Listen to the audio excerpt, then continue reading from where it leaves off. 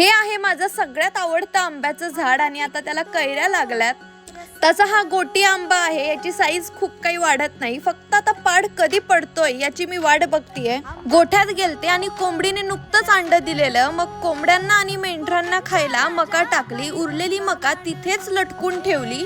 लिंबाच्या झाडांखाली कोंबड्यांना पाणी पिण्यासाठी ट्रे ठेवले, त्याच्यामुळे पाणी सुद्धा गार राहतं। दिवसभर ऊसाच्या शेतामध्ये कोंबडी खत टाकायचं काम चाललंय आणि त्याच दरम्यान मला एक वेल दिसला। हा वेल कोणत्या भोपळ्याचा आहे कमेंट मध्ये नक्की सांगा, कारण की आम्हाला तरी काही शोध लागला नाही अजून। 4 वाजले की सगळे गुरं वाटच बघत असतात की आम्हाला कधी कुट्टी खायला टाकतायत। मग त्यांना कुट्टी खायला टाकून झाल्यानंतर शेतामध्ये कोबी आणायला गेले। कसं आहे, एकदम ऑर्गॅनिक की नाही, कसली औषध फवारणी नाही काही नाही। संध्याकाळी अंगणात पाणी मारता मारता हरळीला सुद्धा पाणी सोडलं।